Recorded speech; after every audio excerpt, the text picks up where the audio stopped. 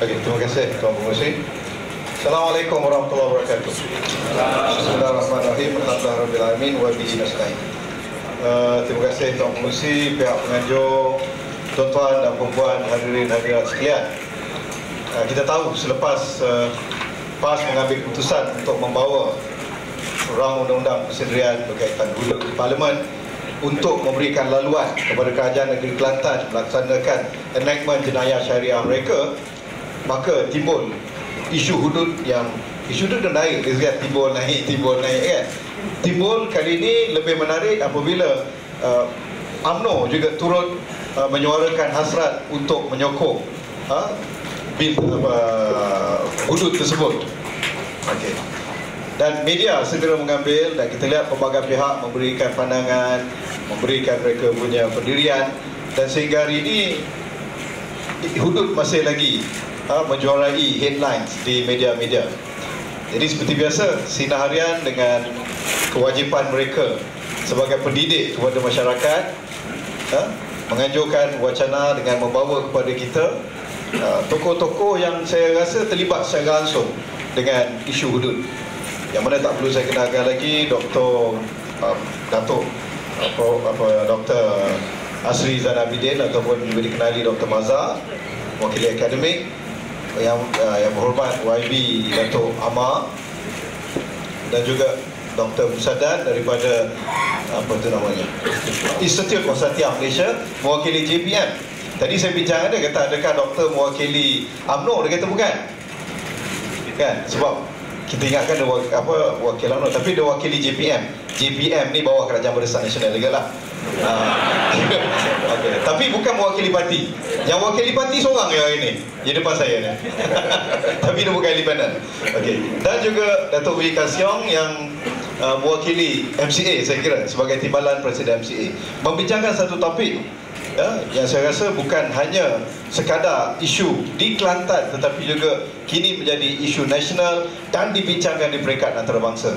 Dan sekali lagi saya rasa ingin merakamkan ribuan terima kasih dan tahniah kepada Sinar Harian kerana menganjurkan program berani. Ada beberapa pesanan daripada penaja. Pertama sekali, topik ini begitu hangat dan panas. Emosi, sentimen akan ada di kalangan hadirin yang ramai ini, di dalam dan juga di luar dewan. Tapi seperti biasa, Sinar Harian mengharapkan kita menunjukkan kematangan masing-masing. Ada nak marah, nak apa, kita simpan balik rumah, marahkan dekat pokok pisang. Ataupun tebaslah rumput-rumput yang ada. Selalunya yang kena marah moderator. Moderator kasih soalan tak bagus, orang marah. Kasih soalan provokatif, orang suka. Tapi ada orang yang akan marah juga. Okay. Jadi biasalah, inilah nasib moderator. Okay. Cuma pendekatan saya pada kali ini agak berbeza. Di Facebook saya telah berusaha untuk dapatkan soalan daripada orang ramai. Dan soalan yang akan ditanyakan kepada setiap ahli panel merupakan soalan yang telah dipilih berdasarkan kekerapan soalan daripada pelbagai orang yang telah mereka kirimkan. Jadi apa yang saya tanyakan itu merupakan isi hati anda sekalian, yang dibawa untuk dijawab oleh ahli panel. Jadi tanpa melengahkan masa lagi, saya rasa untuk appetizer permulaan kita bagikan 5 minit seorang, bermula dengan Dr. Mazhar untuk membahaskan tajuk hudud bersediakah kita. Silakan Dr. Mazhar. Assalamualaikum warahmatullahi wabarakatuh. Alhamdulillah wassalatu wassalamu ala Rasulillah wa ba'd. Mengurusi rakan-rakan ahli panel masa-masa pendek saya. Sebagai orang Muslim, saya rasa orang Islam tidak akan mempertikaikan hudud sebagai ia undang-undang ataupun ia perkara yang disebut oleh Allah Subhanahu wa taala di dalam Al-Quran. Itu satu premis awal yang saya nak jelaskan. Cuma yang sedang kita bincangkan, adakah sudah sampai masanya ataupun keadaan yang kita ada pada hari ini boleh ataupun tidak untuk kita laksanakan undang-undang ini? Saya buat perkara yang mudah untuk dipahami ialah seperti zakat ialah satu kewajipan. Tetapi bukan semua orang wajib, orang yang mampu saja yang wajib. Pergi haji sesuatu yang diwajibkan. Tetapi kalau ada putih beliung, ada peperangan di dalam perjalanan, wang tak cukup, haji itu baik, tapi kita tidak diwajibkan. Sembahyang berdiri diwajibkan kepada kita, tapi kalau kita sakit patah kaki, kita tidak diwajibkan. Bukan mempertikaikan hukum, tetapi membincangkan tentang bagaimanakah hukum itu hendak dijalankan. Saya ingin sebut yang pertama ialah sejarah hudud,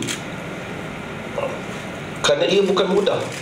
Kalau sebahagian para pengkaji macam Dr. Muhammad Salim Awad dalam bukunya Punishment in Islamic Law, beliau menyebut bahawasanya sejak zaman Abbasiyah lagi, hudud sudah tidak ditekankan.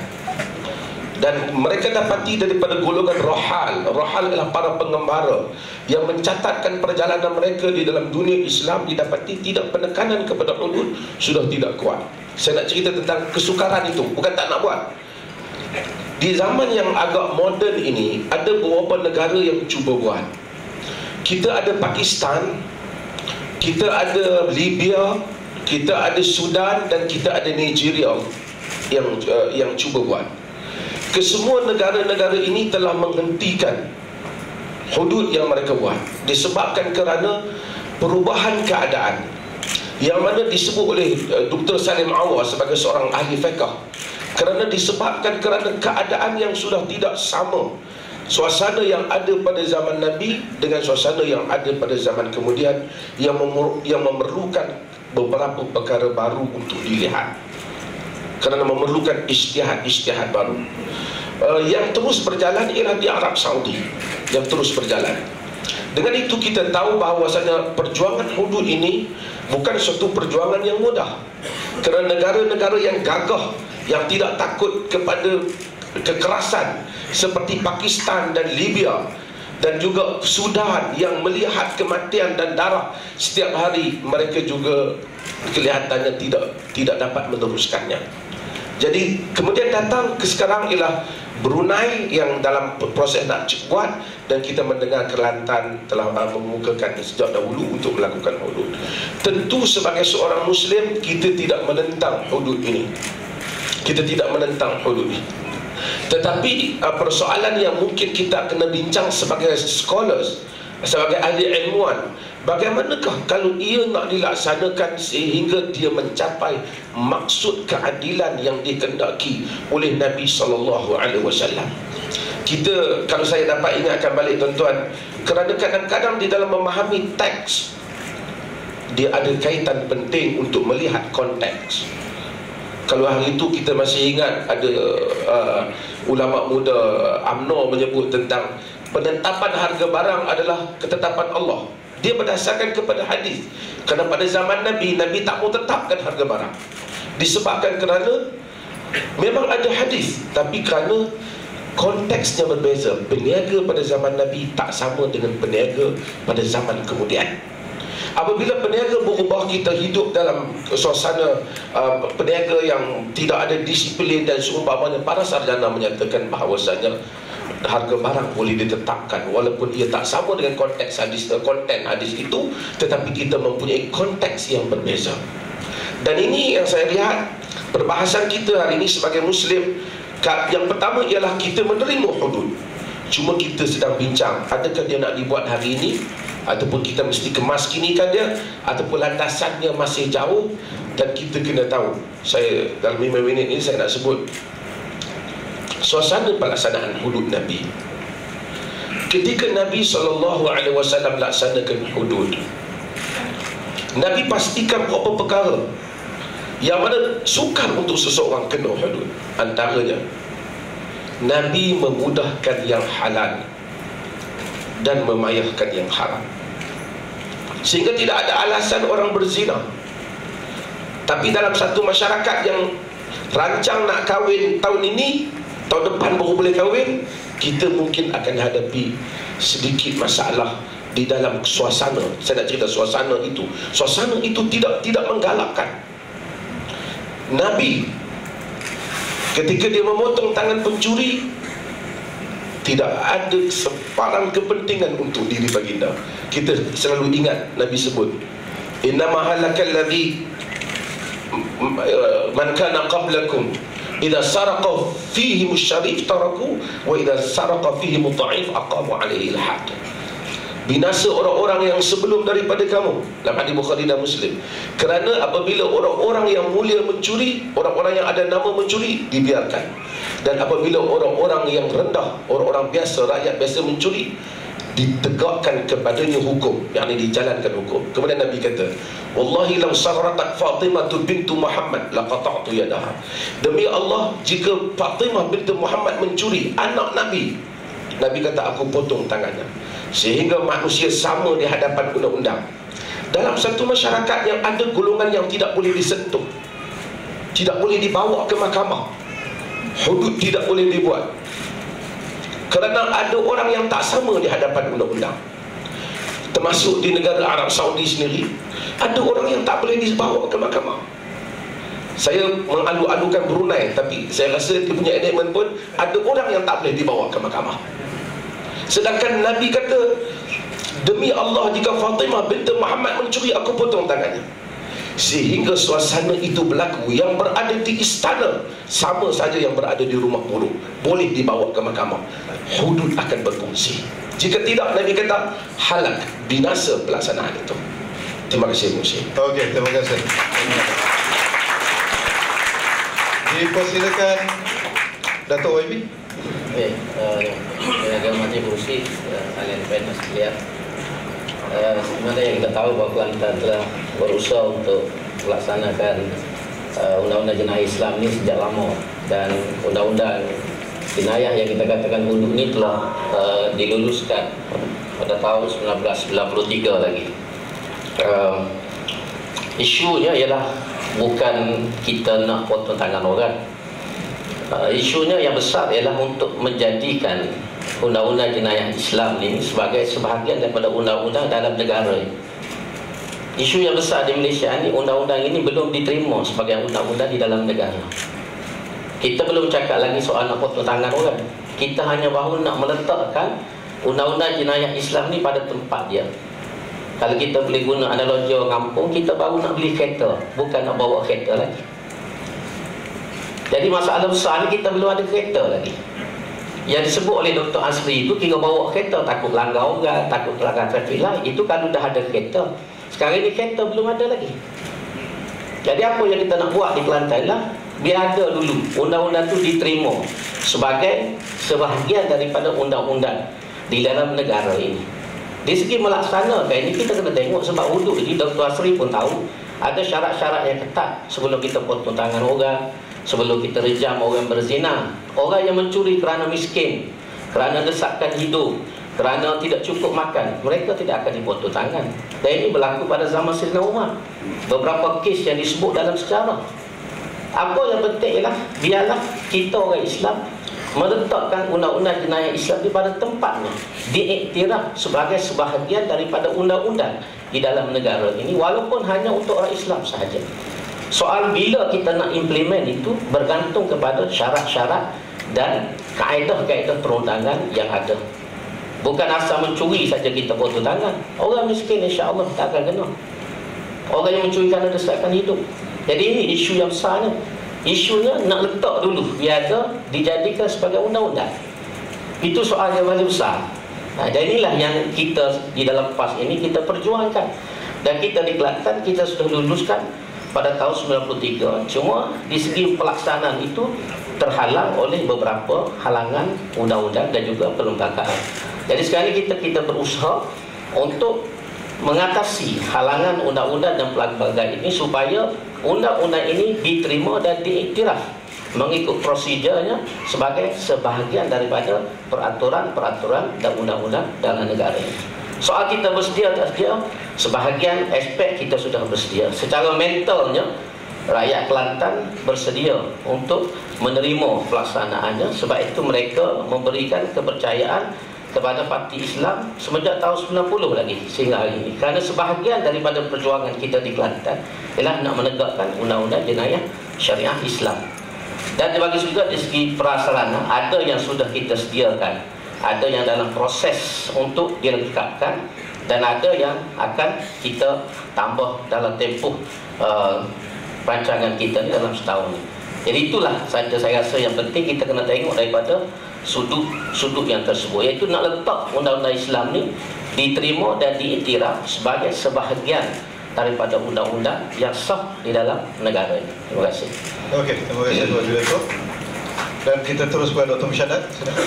Assalamualaikum warahmatullahi taala wabarakatuh. Terima kasih kepada Dr. Mazli selaku moderator, ahli-ahli panel dan seterusnya, hadirin-hadirat yang dirahmati Allah sekalian.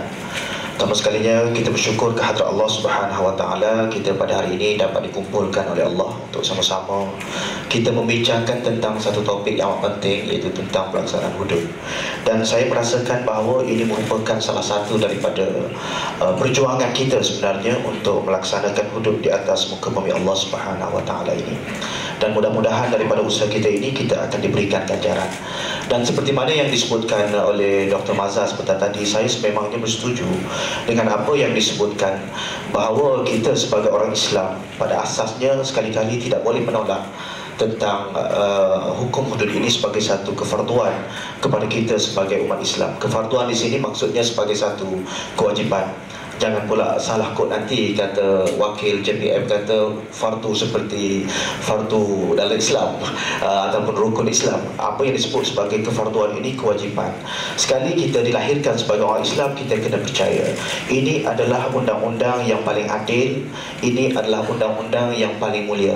Tidak ada undang-undang yang lebih mulia, yang lebih adil daripada hukum ataupun daripada ketetapan yang telah ditentukan oleh Allah Subhanahu wa taala di dalam Al-Quran. Tetapi walau bagaimanapun, dalam keadaan kita hendak melaksanakan hukum Allah, dalam keadaan kita hendak menjalankan kefarduan yang ditetapkan oleh Allah, beberapa perkara perlu kita lihat. Di antaranya ialah kita perlu pastikan bahawa tindakan kita untuk menegakkan kalimah Allah ini adalah selari ataupun seiring dengan prinsip maqasid syariah seperti mana yang disebutkan oleh Allah Subhanahu wa taala di dalam Al-Quran, iaitu raf'ul haraj. Maknanya apabila kita melaksanakan hukum Allah ini, kita kena pastikan bahawa kita dapat menegakkan keadilan. Oleh sebab itulah para ulama mereka telah menetapkan bahawa setiap syariat itu mesti mendatangkan kebaikan dan juga dapat membuang ataupun dapat menghindarkan sebarang bentuk kemusnahan.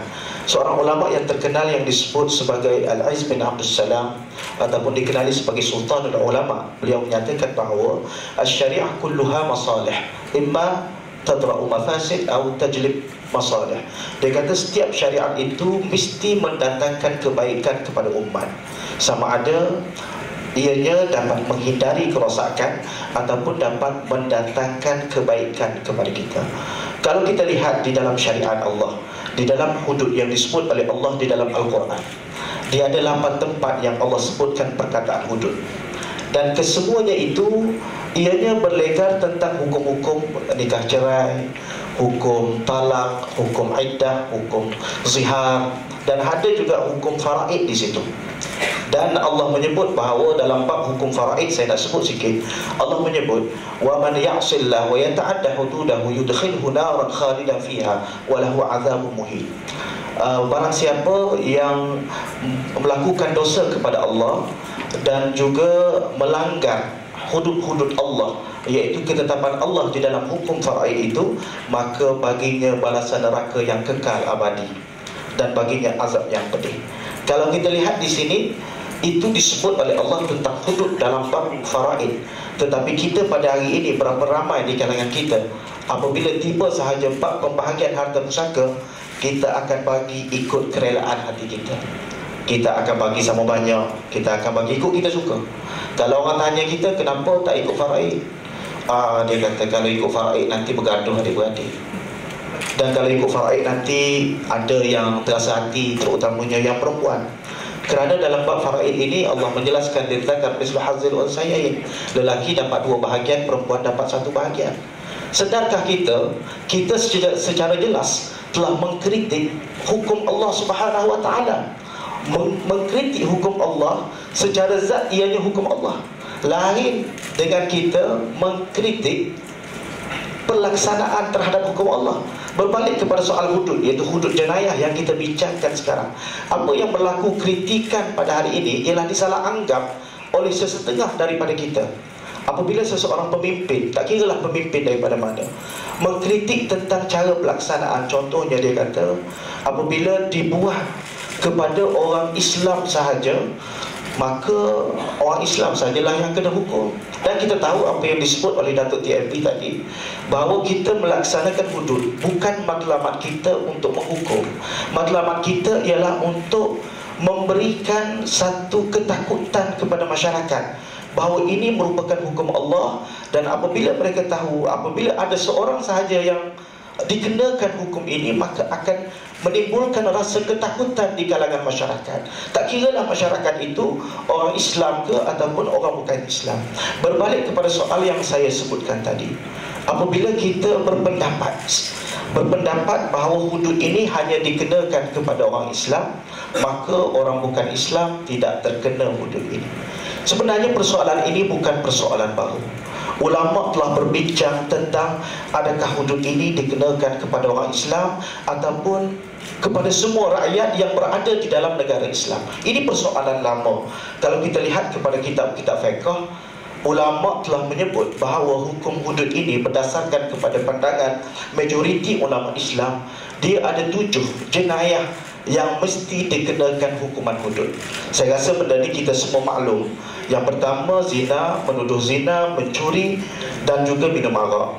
Lepas tu dia ada hirabah, dia ada bughah, dia ada murtad. Jadi 7 perkara ini sebenarnya kalau kita lihat di dalam kitab fiqh yang sebenarnya, ada pendapat yang menyatakan di antara hudud tersebut hanya dikenakan untuk orang Islam sahaja. Contohnya apa? Seperti minum arak. 4 mazhab, kalau kita buka mana-mana kitab mazhab, minum arak memang tidak ada khilaf di kalangan para ulama, iaitu mesti dikenakan kepada orang Islam sahaja. Dan hukumannya pun khilaf di kalangan para ulama. Majoriti kata 80 sebat. Mazhab Syafi'i, satu pandangan dalam mazhab Syafi'i kata 40 sebat. Itu tak apalah, kita boleh kaji kemudian. Sebab itu apabila kita dah ada kereta sebenarnya, sebab kita bercakap sekarang ni ialah bercakap untuk kita nak beli kereta. Adakah kita boleh beli dengan cara pakai ansuran, pakai perbankan Islam ataupun pakai konvensional? Sekarang ni perjalanan kita, persoalan kita ialah untuk membeli kereta. Selepas beli kereta, kita bincang lain. Baik, apabila disebut tentang pelaksanaannya kepada golongan bukan Islam, minum arak itu jelas, sebab dalam agama lain minum arak adalah halal di sisi mereka. Ada juga di kalangan di antara jenayah-jenayah hudud itu yang menjadi perselisihan hebat di kalangan para ulama. Contohnya dalam bab zina. Dalam bab zina perselisihan hebat di kalangan ulama, sehingga kan jumhur, pandangan mazhab jumhur, dia kata bagi orang bukan Islam, orang bukan Islam dan orang Islam dikenakan, dan mazhab Maliki hanya untuk orang Islam sahaja. Dan ada juga di antara hudud itu yang dikenakan kepada semua, sama ada orang Islam dan juga orang bukan Islam. Dan orang bukan Islam ini yang dimaksudkan ialah golongan ahli zimmah, ataupun kita pada hari ini kita sebut sebagai non-muslim zimmi, ataupun orang kampung kita sebut kafir zimmi, iaitu golongan yang bukan Islam yang taat setia kepada pemerintah negara Islam. Seperti apa? Seperti mencuri. Dan kalau kita lihat kepada kitab-kitab fiqh, seorang ulama yang terkenal, Ustaz, nama dia Muhammad At-Tahir Ibn Ashur, merupakan ulama yang amat terkenal dalam bab maqasid asy-syariah. Dia telah menyebut di dalam kitab dia, di dalam tafsir At-Tahrir wa Tanwir, dia kata qad ajma'a ulama'ul ummah ala anna dhimmi yuhad fi as-sariqah, bahawa ahli zimmah itu mesti dikenakan hukum hudud dalam bab mencuri. Dan saya sebenarnya ada banyak lagi saya nak bercerita, nak berkongsi dengan tuan-tuan sekalian, bahawa kita pada hari ini disajikan tentang bahawa apabila disebut hudud, kita selalu mengkiaskan hudud dengan sembahyang, hudud dengan puasa, hudud dengan ibadat-ibadat khusus lain yang dikhususkan oleh Allah Subhanahu wa taala sebagai fardu ain kepada kita. Sedangkan hudud ini diwajibkan kepada pemerintah untuk dilaksanakan ke atas semua rakyat, tidak kira rakyat itu beragama Islam ataupun bukan beragama Islam. Kerana pemerintah Islam bukan hanya untuk rakyat Islam, tetapi juga untuk yang bukan Islam. Itu saja, terima kasih. Okey, terima kasih Dr. Musyadat. Langsung ke Dr. Datuk Wee. Terima kasih saudara pengurusi majlis. Salam sejahtera dan selamat petang. Sebentar. Gangguan Proton Privé hitam BLS 6565. Lori kontena sangkut. Jadi siapa yang parking tak betul-betul kan, saya malas nak buat komen ni lagi. Kalau tidak kena hudud. Okey, silakan. Saya mulakan dengan serangkap pantun. Buah cempedak di luar pagar, ambil galah tolong julukan. Saya budak baru belajar, salah silap tolong tunjukkan. Saya menerima undangan ini disebabkan saya adalah orang Malaysia dan saya tahu saya ini orang kafir. Saya bukan orang Islam. Saya cuma kebetulan dilahirkan di kampung orang Melayu, dikelilingi oleh semua masyarakat Islam. Maka dengan pengetahuan saya yang terhad, walaupun rumah saya sebelah surau, dan saya akan cuba memberi perspektif daripada pandangan orang bukan Islam tentang hukum hudud PAS. Kenapa saya sebut hukum hudud PAS? Kerana saya baca semua buku tentang hukum hudud yang dibenarkan oleh Kerajaan Kelantan dan juga pada satu ketika Kerajaan Terengganu. Sebab tu saya kata buat kesimpulan itu sebagai hukum hudud PAS. Jadi saya, kalau semua soal tentang kereta, saya akan mulakan dengan kereta. Dr. Asri cakap betul, kita nak beli kereta dan sebagainya. Timbalan Menteri Besar kata, kita belum sebut nak beli kereta lagi, kita baru nak beli kereta. Halangan atau rintangan, kekangan kita apa? Tak ada jalan, sungai, nak pakai kereta apa? Inilah senario yang saya nak tegakkan di Malaysia. Kita ada situasi yang berlainan seperti yang dikatakan oleh Dr. Asri. Kita adalah satu masyarakat majmuk. Kita ada orang Islam, orang bukan Islam. Dan sejarah pembentukan negara Malaysia, kalau kita lihat sebelum kemerdekaan, Pan Malayan Islamic Party PAS masa itu beria juga nak kenalkan hudud, tetapi pada masa itu Tunku Abdul Rahman tolak. Kenapa? Kerana masa itu semua kaum utama di Malaysia ini, kita memperjuangkan kemerdekaan, kita telah mengadakan satu social contract, akhirnya termaktub sebagai perlembagaan Malaysia. Jadi jangan kita lupakan daratan, jangan kita lupakan asas pembentukan negara masa itu Melayu. Selepas itu berdasarkan kepada Suruhanjaya Red, kemudian Suruhanjaya Kobok, pembentukan Malaysia. Ini mencakupi negeri-negeri termasuk Sarawak dan Sabah. Jadi apabila kita sebut perkara ini, kita kena lihat masyarakat majmuk di Malaysia, termasuk dari segi demografi kita, macam mana kita nak melaksanakan sesuatu. Jadi saya kena betulkan orientasi kita supaya kita ini tak dilihat sebagai anti-Islam. Saya orang pertama yang mendukung perlembagaan Malaysia, dan agama Islam itu agama yang suci, agama rasmi negara kita. Dan kalau apabila ada orang mempersoalkan hukum hudud PAS, itu tak boleh dilihat sebagai anti-Islam, tak boleh dilihat anti undang-undang Islam, kerana tidak ada korelasi.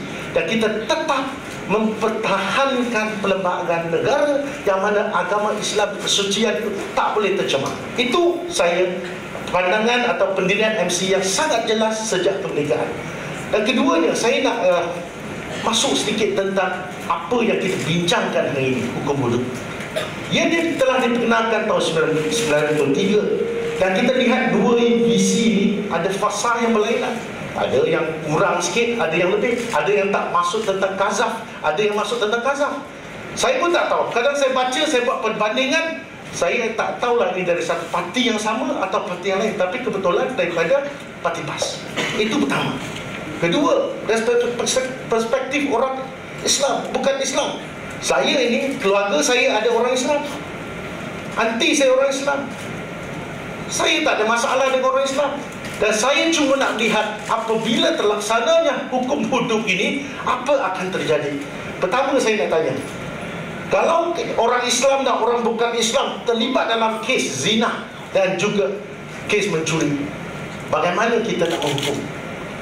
Kalau orang Islam tu sebagai mangsa rogol, macam mana dia nak pergi gaduan kepada hakim? Persoalannya nak dapatkan 4 orang saksi kejadian, yang melihat proses itu dalam ruang lingkup orang tu mestilah orang yang akil dan juga balik, maksudnya matang and competent yang saya baca. Kalau dalam soal ini orang bukan Islam nak mengadu dengan siapa? Kedua, yang 4 orang tu, tak tahulah perspektif saya mungkin silap, tapi ramai orang bukan Islam di Malaysia akan menganggap kalau orang tu melihat 4 orang tu melihat proses tu berlaku setengah jam, saya tak tahu orang ni orang apa, pemikiran dia apa. Ini saya kena terus terang daripada perspektif orang bukan Islam, kecuali lah saya dapat diyakinkan oleh timbalan Menteri Besar. Okey, itu pertama. Kedua, dalam kes ini bagaimana kita membezakan kes zina dengan rokok? Tidak dinyatakan dengan jelas. Dan saya nak bertanya, dalam kes ini, kalau kata seseorang yang dia kata kalau orang tu mengandung, kalau dia tak kahwin, itu berzina. Itu adalah presumption dan adalah menjadi satu tanggungjawab orang yang didakwa ini, orang yang dimangsa ini, dia kena mempertahankan. Jadi dia kena cari saksi. Kalau tak dapat membuktikan dia ini dirogong, dia akan kena. Dan saya rasa dalam kes ini mereka gagal mendapatkan 4 orang bukti, seolah-olah mereka melakukan qazaf. Qazaf tu mereka akan dihukum kerana tidak dapat membuktikan kes itu. Jadi kes ini orang bukan Islam melihatnya sebagai satu perkara yang sangat serius. Dan satu perkara lagi saya nak tanya, apa akan berlaku kalau sekarang orang Malaysia ni satu Malaysia, yang mencuri, pencuri pun ada kumpulan Melayu, Cina, India. Kalau yang pergi, satu kena potong tangan, satu masuk penjara 2 bulan. Inikah keadilan sejagat? Saya nak bertanya. Dan satu lagi yang saya tak faham, saya rasa ganja sedikit, ialah kenapa dalam enactment yang ada pada Kelantan ini 56(2), dia sebut apa? Bagi orang bukan Islam, dia pun boleh memilih hukum hidup kalau dia mau. Kalau kes macam ini, saya bagi contoh arak. Orang Islam saya tahu halal, tak haram, sorry, memang haram. Tapi orang bukan Islam, dia lain. Tapi saya nak tanya, kalau ikut enactment dia kata kalau curi arak tak salah. Jadi kalau saya pencuri bukan Islam, apa yang saya akan buat? Saya akan pilih hukum hidup, masa saya tak kena. Pertama. Dan saya nak tanya, asas perundangan yang ada pada hari ini, kita berdasarkan apa? Kalau kita ada penal code tu dalam bidang kuasa persekutuan. Saya nak tanya, dalam kes ini, macam mana kita nak membuktikan satu kes? Kita ada Evidence Act di Parlimen, kita ada DNA Act. Dan kalaulah kes zina tadi, cuma 4 saksi, eyewitnesses, mestilah orang Islam lelaki. Saya nak tanya, bukankah itu menafikan hak secara mutlak orang bukan Islam menjadi saksi? Kalau saya happen to be there, saya memang di sana melihat seorang dirogol, saya tak sempat nak menelpon, saya tahu perkara itu, saya rasa terpanggil nak jadi saksi, saya tak boleh, saya dinafikan hak. Dan sudah tentunya 1/3 daripada rakyat Malaysia yang bukan Islam telah dinafikan hak sebagai saksi. Adakah ini adil? Kedua, wanita tak boleh. Separuh daripada penduduk kita di Malaysia adalah wanita. Jadi bayangkan, apakah ini akan memberi kesan yang lebih baik pada negara kita, ataupun sistem perundangan kita ini tak cukup mengikut Islam? Saya rasa sistem perundangan yang ada pada hari ini, dia telah mengambil kira nilai-nilai Islam juga. Sama pemahaman saya tentang hudud adalah satu had. Had adalah satu julat daripada minima sampai maksima, melihat keadaan. Macam Dr. Asri cakap, ada keadaan yang tak boleh, kita tak boleh buat. Jadi sekurang-kurangnya kita mengikut budi bicara apabila telah diadili dalam mahkamah. Saya rasa proses yang ada sekarang ini adalah proses yang agak baik, boleh dipertingkatkan, tetapi saya tak setuju dengan hukum hudud PAS yang akan dibawa, kerana semata-mata apa yang saya itu sebagai pembuka lah, sebagai mukadimah saja. Terima kasih. Okey, terima kasih. Oleh kerana Datuk Wee budak baru belajar dan telah melontarkan soalan-soalan yang ingin belajar, saya rasa kita langsung pergi kepada Timbalan Menteri Besar Datuk YB untuk memberikan sedikit ajaran kepada soalan-soalan yang ditimbulkan tadi. Terima kasih ahli panel sekalian. banyak isu yang ditimbulkan oleh Yang Berhormat Dr. Tasyuk, dan memang menariklah. Kita pun merasa tarik dengan soalan-soalan. Semua saya rasa masa yang ada ini tidak cukup untuk menjelaskan perkara-perkara yang dibangkitkan itu. Cuma saya melihat ada beberapa perkara yang boleh saya sentuh. Ialah tentang, pertama ialah tentang kekeliruan yang ada. Pertama ialah menganggap hududnya adalah sebagai hudud PAS. Itu pada pandang kita satu kekeliruan yang besar. Sebab undang-undang hudud ni adalah undang-undang yang dirujuk kepada Al-Quran dan Sunnah Rasulullah SAW. Cuma dalam menentukan 7 ataupun 6 itu adalah pandangan ulama. Tetapi hukuman itu sendiri ada di dalam Al-Quran dan ada dalam Sunnah. Kalau UMNO yang buat pun dia akan merujuk kepada Al-Quran dan Sunnah juga. Kita tak boleh nak kata ini undang-undang hudud UMNO, undang hudud PAS, itu sama saja. Itu asas yang pertama. Yang kedua ialah tentang masalah keadilan.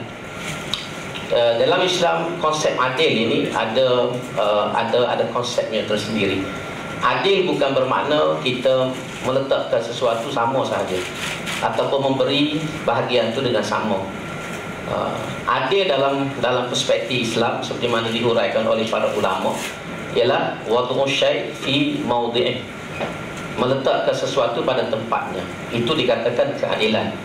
Anak lelaki kita beri baju Melayu, anak perempuan baju kurung.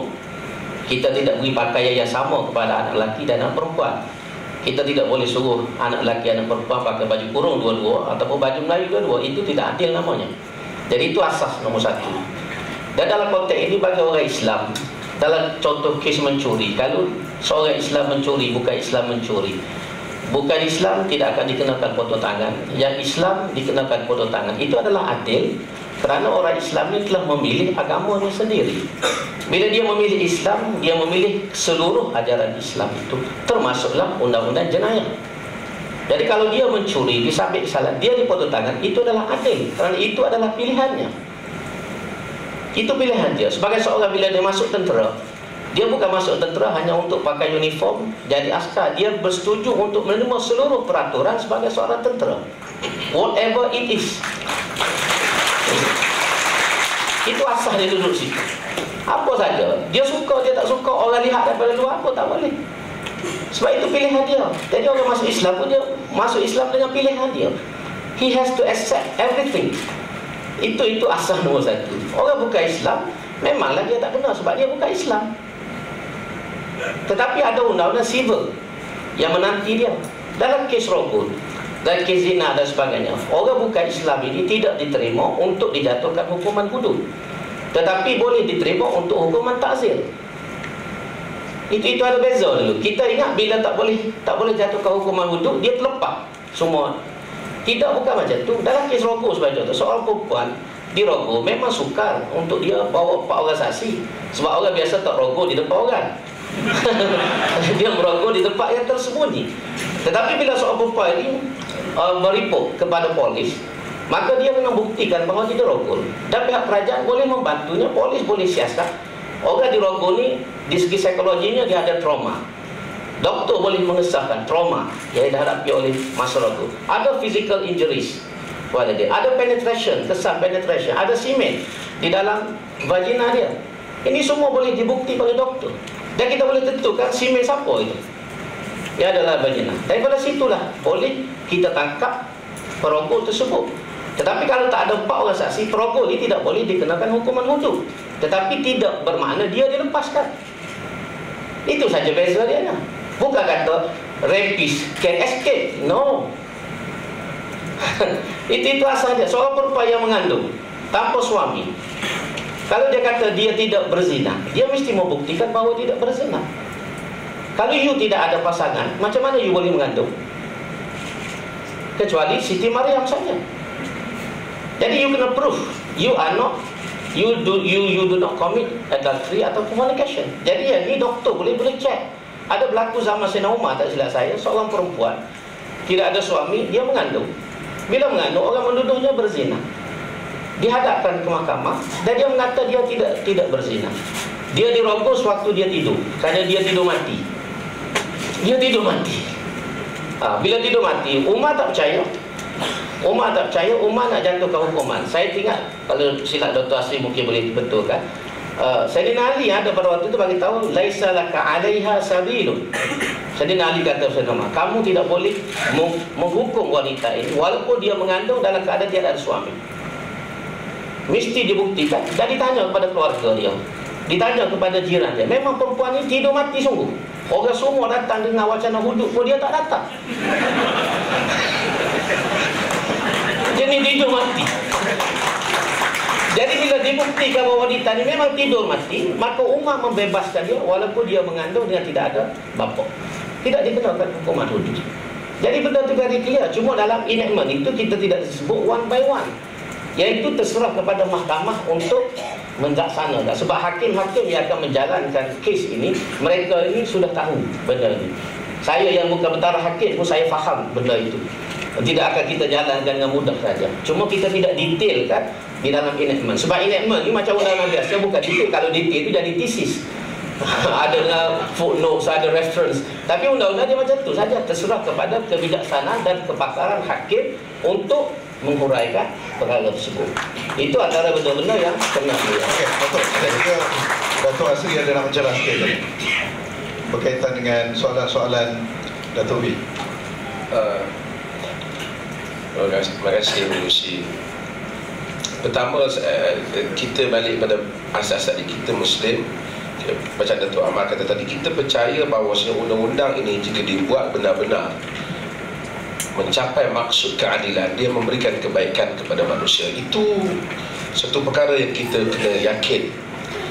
Cumanya mungkin yang sedang kita bincangkan sebagai Muslim, kita tak bincangkan tentang undang-undang itu.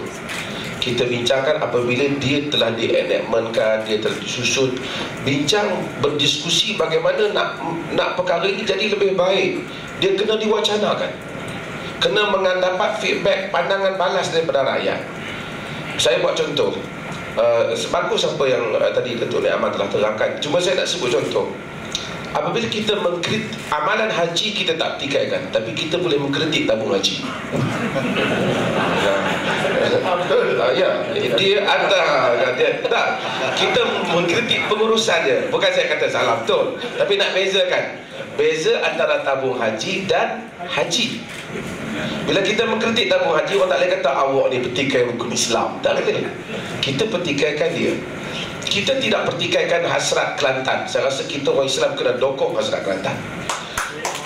Cuma kita sedang bincangkan ialah bagaimanakah perkara ini hendak dikemas-kinikan supaya ia tidak membawa kepada suatu perkara yang tidak menjadi tujuan sebenar syariat. Saya sebenarnya setuju juga sebahagian poin yang disebut oleh ahli panel kita yang keempat tadi, iaitu saya mempunyai pendapat yang berbeza dalam hal ini. Contohnya tentang masalah undang-undang. Kita kena bezakan antara dosa yang membabitkan urusan peribadi dan dosa yang membabitkan keselamatan awam. Dalam kes hudud ini, kalau nak dibezakan, dosa peribadi macam zina, adultery, minum arak, yang saya sebut sebagai private sin, yang membabitkan dosa antara seseorang dengan Tuhan, itu tidak dihukum orang yang tidak menganggap ia sebagai kesalahan agama lain.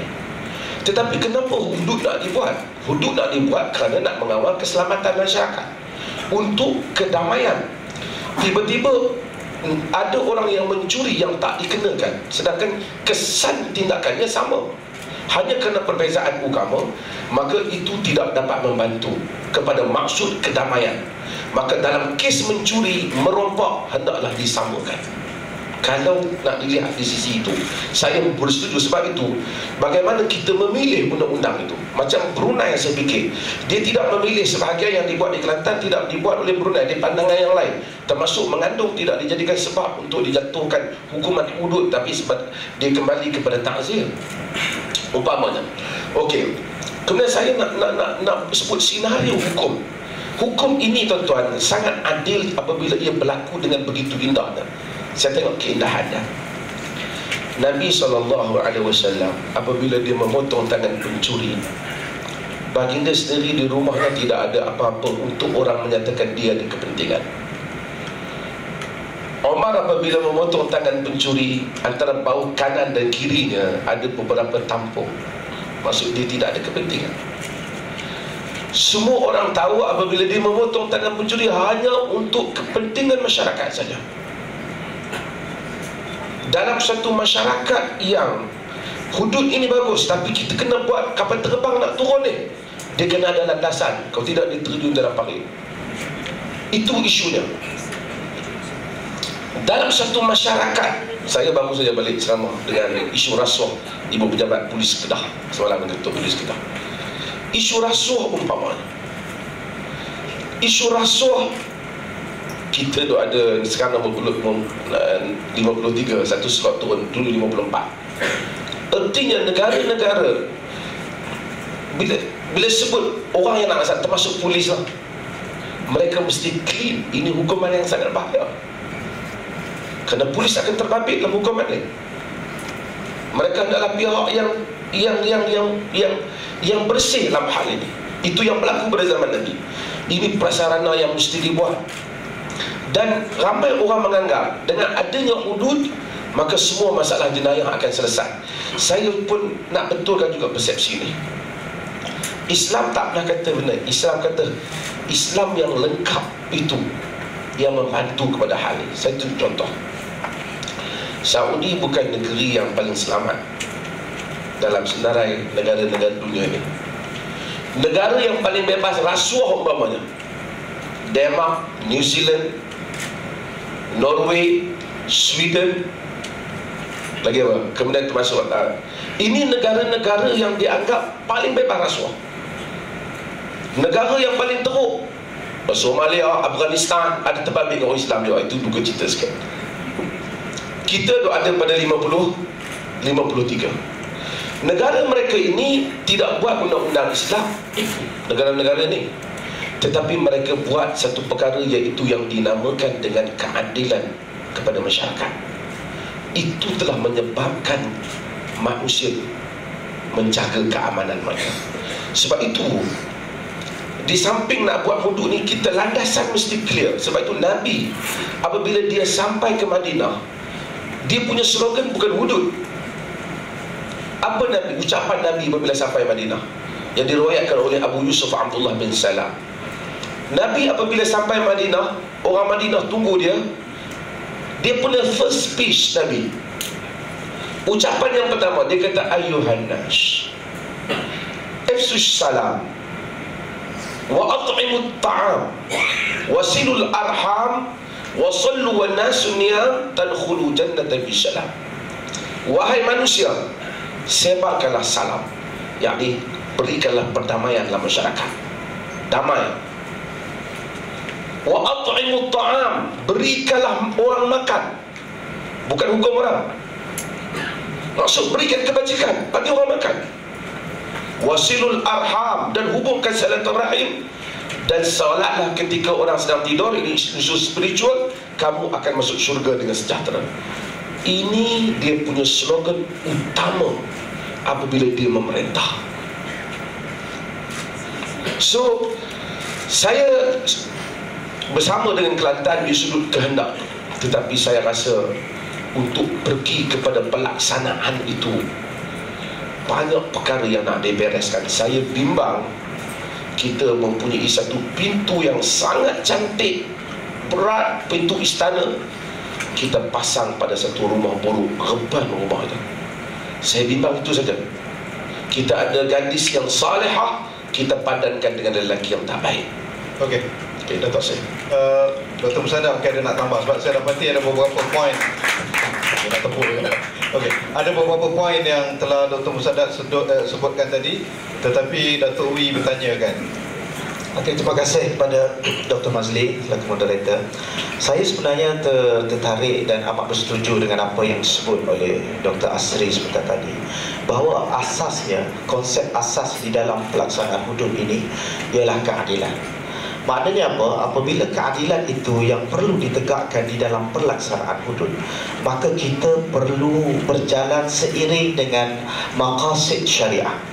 Maqasid syariah itu terkandung di dalam kita menjaga agama, menjaga nyawa, menjaga akal, menjaga harta dan menjaga keturunan. Tuan-tuan, ketahuilah bahawa dalam bab menjaga maqasid syariah ini, dalam bab akidah yang merupakan bab yang paling tinggi kita sebagai umat Islam ini pun, dalam satu keadaan Allah membenarkan kita untuk menuturkan kata-kata yang boleh membawa kekufuran di dalam keadaan yang terpaksa, yang boleh mengancam nyawa kita, yang disebut oleh Allah di dalam surah An-Nahl ayat 106, man kafara billah min ba'di imanihi illa man ukriha wa qalbuhu mutmainnun bil iman. Sesiapa yang kufur selepas beriman, bagi mereka azab yang pedih, melainkan orang yang dipaksa, seperti yang berlaku kepada Ammar bin Yasir. Itu dalam konteks akidah. Jadi saya di sini saya nak buat satu qiyas, iaitu qiyasul aula. Kalau di dalam bab akidah pun Allah membenarkan kita menjaga maqasid, maka lebih-lebih lagi lah di dalam bab syariat. Konsep asas yang paling penting bagi kita di dalam melaksanakan syariat Allah Subhanahu wa taala ini ialah untuk kita menjaga keadilan. Saya amat setuju apa yang disebut oleh Datuk TMB sebentar tadi, iaitu dalam bab arak, minum arak, dalam bab zina.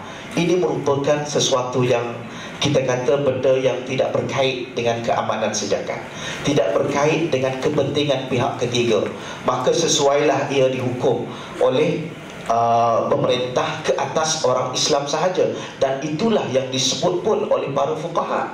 Dan sememangnya kita apabila kita nak melaksanakan sesuatu ke atas umat Islam, panduan kita memanglah kepada Quran dan Sunnah. Dan Al-Quran serta Sunnah ini, Al-Quran secara especially-nya, dia tidak menjelaskan secara terperinci bagaimana untuk kita melaksanakannya.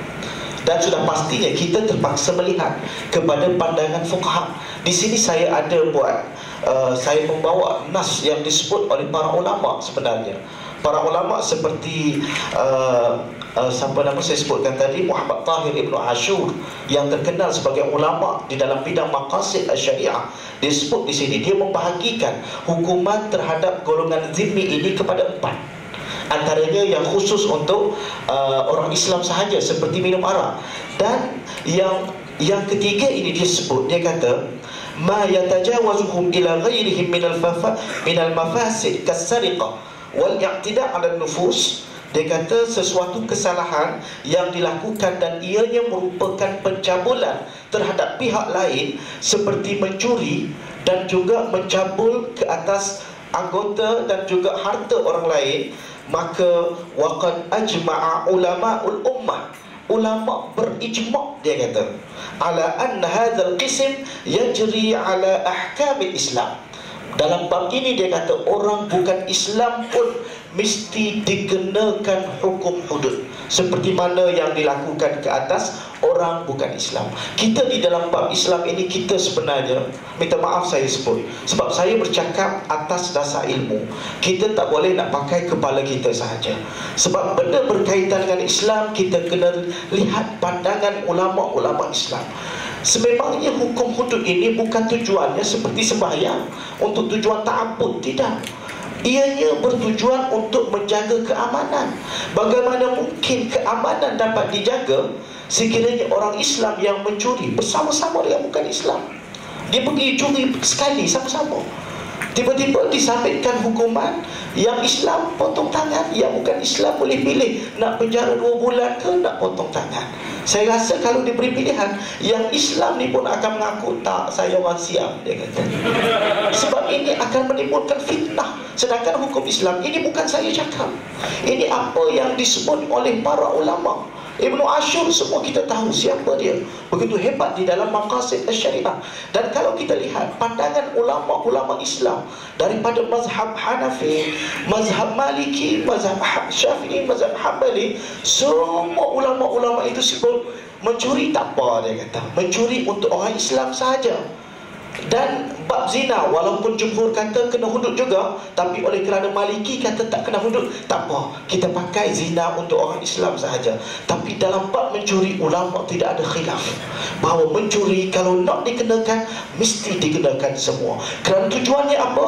Bukan tujuan untuk ibadat, untuk sembahyang sahaja, tetapi tujuannya ialah untuk menjaga keamanan masyarakat, menjaga keamanan rakyat yang bukan sahaja orang Islam rakyat itu, tetapi rakyat itu juga terdiri daripada orang Islam dan juga orang bukan Islam. Saya rasa itu saja. Mungkin ada sedikit maklumat. Saya tambah. Oh ya, sudah Dato'. Pertama ialah kita bukan menggunakan kiasan akal, kita merujuk kepada nas. Ibnu Katsir waktu menguraikan ayat wa in ja'uka fahkum bainahum bima anzalallah au a'rid anhum, jelas disebut di situ berdasarkan nas tersebut. Mana orang bukan Islam ni dia ada pilihan secara umum saja, tak kira hukum mana pun, itu pilihan dia. Pilihan dia. Ini pandangan ulama dan ini pun pandangan ulama juga. Kita memilih pandangan ulama yang kita rasa lebih sesuai dalam konteks yang ada pada hari ini. Bukan kita ikut fikiran kita, kita ikut konteks yang sesuai. Sebab semacam di Brunei, dia memilih hukuman hudud ini kepada semua masyarakat dia. Tapi kami di Kelantan, kami pilih hanya untuk orang Islam saja. Ustaz, adakah ayat tadi berkaitan dengan hukum syariah?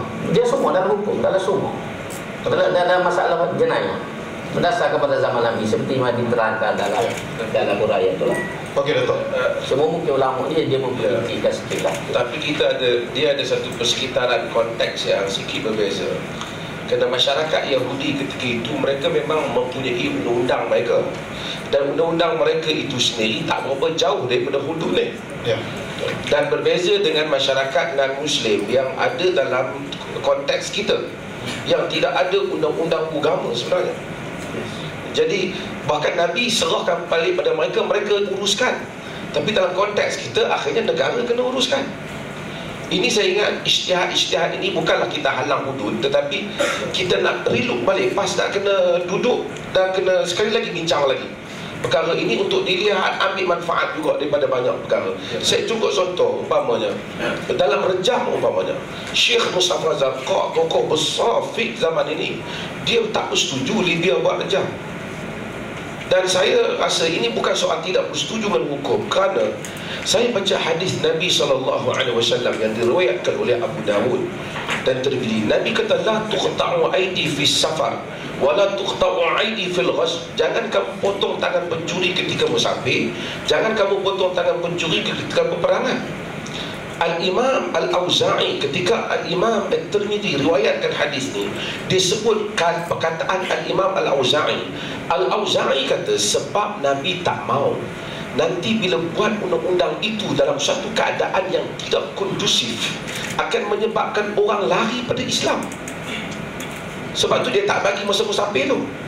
Artinya bila kita buat benda tu, tak boleh menyebabkan salah tafsir kepada Islam. Itu saja. Nanti aku jadi siap nanti. Ada yang tu jadi siap. Okey, silakan Dato'. Ya, saya pandangan ya. Saya tertarik dengan hujah yang telah dikeluarkan oleh Imam Besar. Saya cuma pelik sedikit. Saya dengar dengan teliti yang dia kata memang orang Islam memilih agama, sebab tu dia kena rela menerima hukuman. Tapi cuma satu je, kita manusia tak boleh memilih penjenayah. Kita tak tahu siapa yang akan merogol kita. Jadi kalau saya orang Islam, kebetulan yang merogol itu adalah orang bukan Islam, adakah adil dari persepsi orang Islam melihat penjenayah itu? Kalau ikut, kan mereka ini tak disampaikan ke sana, ke hukum hudud. Yang kedua saya nak tanya, Tapi mereka ada takzir. daripada takzir. Mereka tak lepas hukum, mereka masih dihukum dengan takzir. Dan takzir boleh jadi lebih besar daripada hudud. tapi dalam kes ini, Timbalan Menteri Besar kata tak kena kepada orang bukan Islam. Hudud tak, dia kata hudud tak kena. Dia tak kena. Tetapi tak lepas hukum. Tetapi Section 52 in bracket 56 in bracket 2 kata bagi sesiapa, dia akan tengok mana yang lebih ringan, dia akan gunakan. Macam curi lah, kes curi. Saya orang Cina, curi kedai orang Cina. Okey, saya curi arak, Islam tak silap. Tapi tiap-tiap hari kerja saya curi arak je. Takkanlah masyarakat kita menjadi tentera. Itu perspektif daripada bukan Islam. Dia akan memilih subsection 56 bracket 2 ini. Jadi saya rasa perkara ini perlu diberi pandangan dan diberi perhatian. Kedua, saya cuma nak tanya. Jadi Datuk, kalau section itu bermasalah, pilihannya ialah tak ada. Dalam section 56(2) Dia tak. Jadi pada Datuk, jikalau section itu bermasalah kerana penjenayah boleh pilih hukum hudud ataupun tidak, maksudnya Datuk lebih memilih bahawa bukan Islam pun patut dikenakan hudud. Tak, maksudnya kata subsection 52, nothing in this enactment shall preclude a non-Muslim from electing this enactment apply to him in respect of any offence committed by him. Jelas. Perkataan tu kata dia boleh pilih. Betul lah. Dia kalau dia pilih untuk dibicara di mahkamah syariah, dia akan dikenakan hukuman pertentangan. Tapi kalau dia saya sebut bukan kepada mahkamah sivil.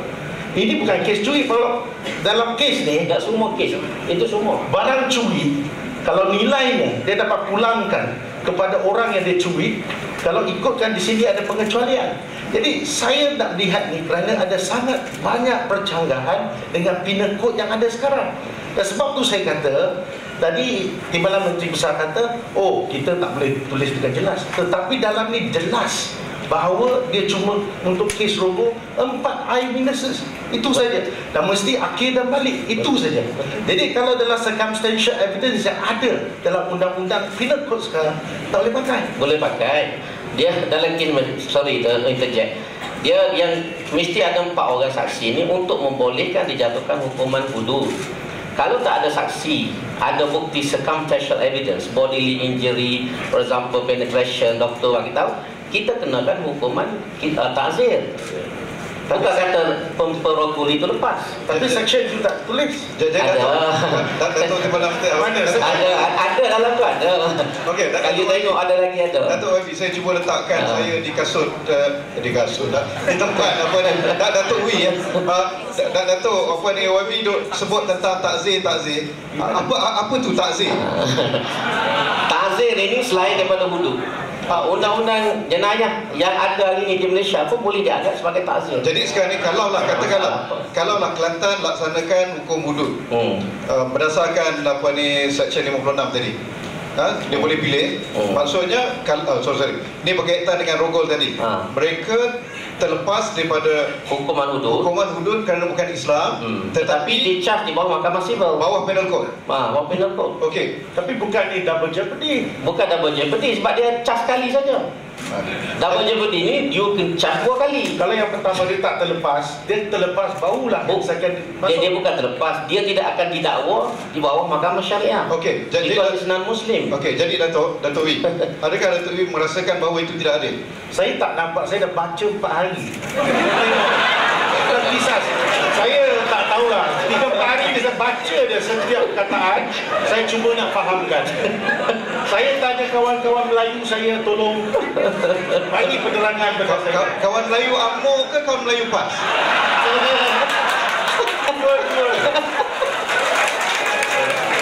Okey, Datuk Wi, saya rasa ada poin yang valid tadi ni, sebab saya pun rasa macam ada perkara yang saya tak lawas dengan Dia macam ni. Saya rasa gini kan, pertama ialah mana-mana kesalahan yang dilakukan oleh orang bukan Islam.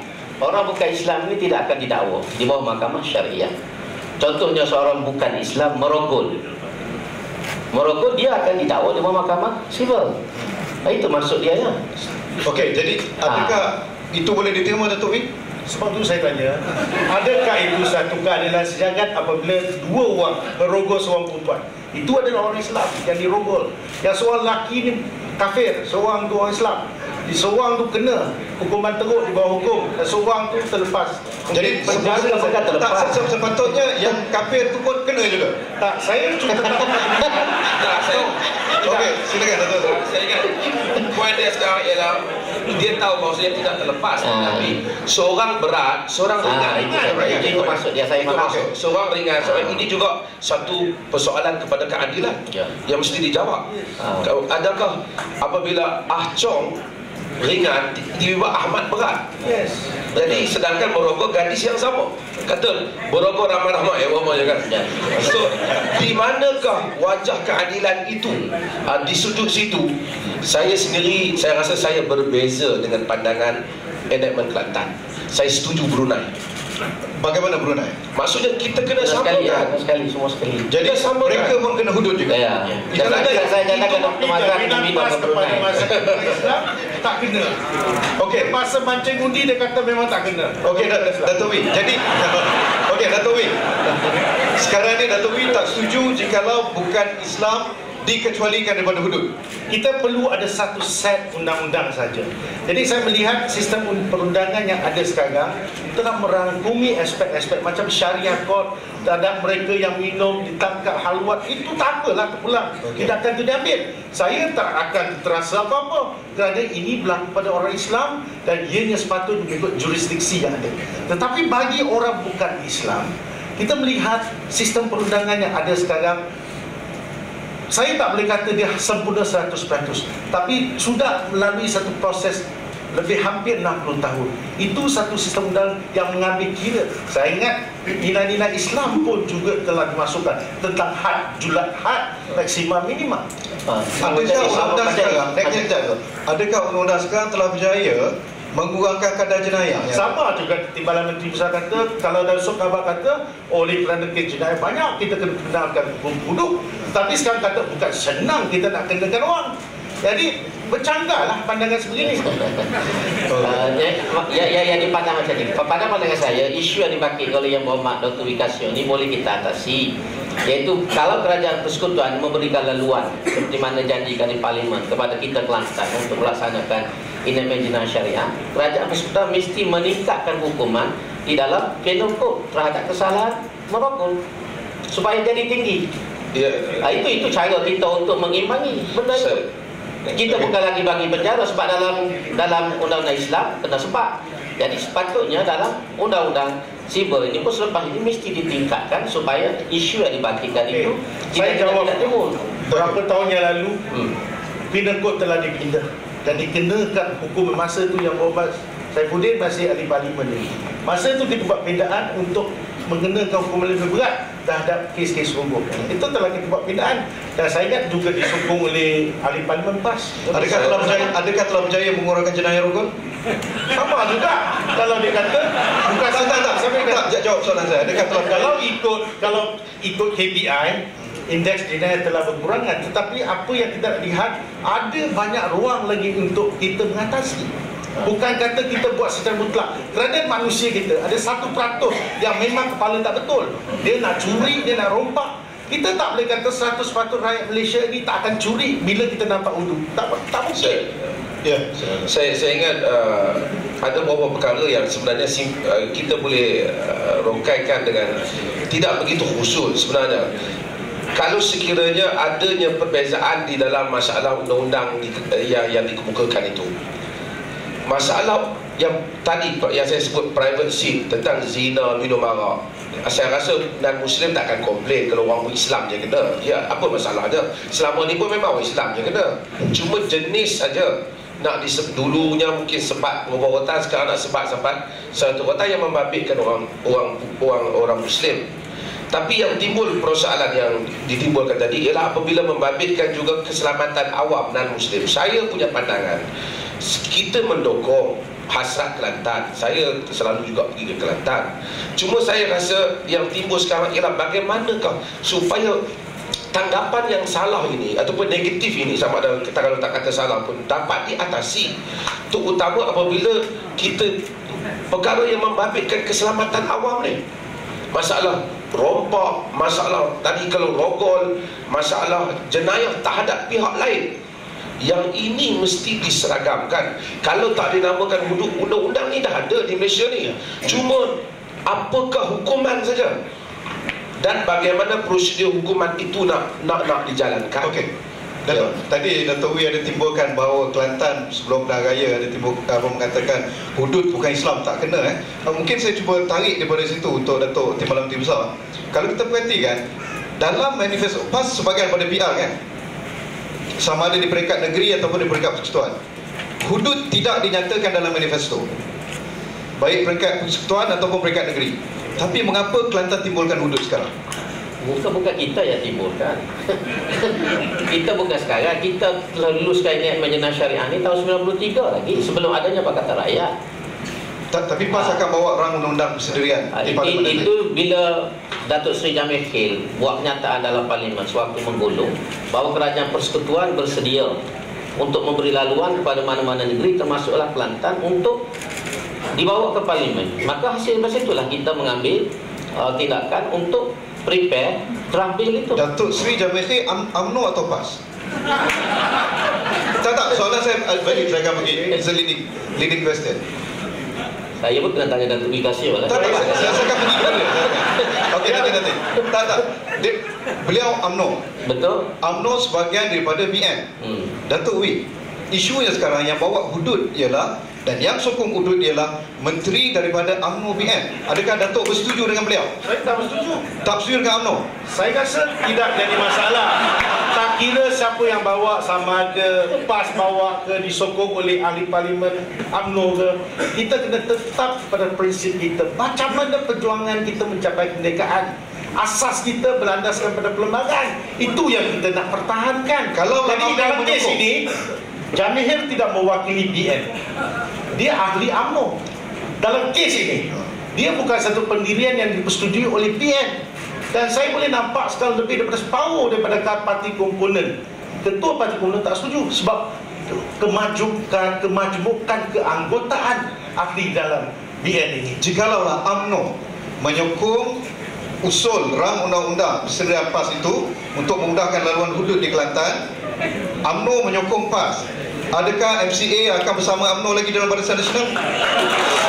Saya rasa kalau berlaku perkara itu, sudah sampailah masanya kita kena membincangkan kedudukan kita bersama dengan rakan-rakan persekutu. Kerana dalam kes ini kita kena lihat apa yang dikatakan sebagai kita boleh bincang. Banyak masalah teknikal tak selesai. Itu dianggap sebagai nak kahwin terus angkat nikah. Tidak. Dia kata bincang saja, belum beli kereta lagi.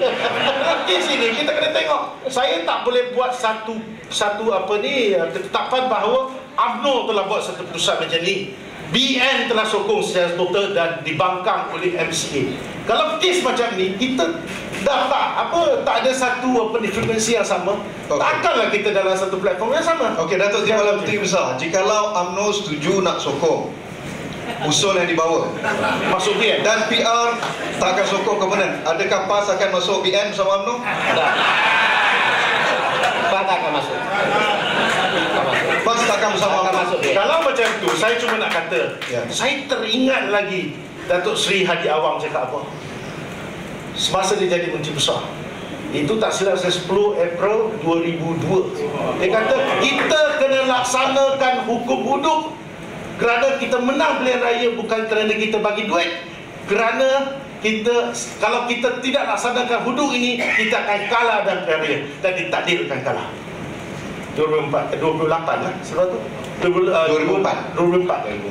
Ya, itu yang berlaku. Jadi pencaturan politik lebih daripada bagi saya lah untuk demi kepentingan agama. Saya itu tafsiran saya dalam kes ni. Okey, jadi memang MCA tak akan menyokong apa-apa tindakan untuk hudud.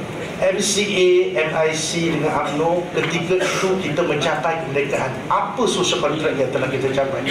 Kita menghormati agama Islam, teruskan.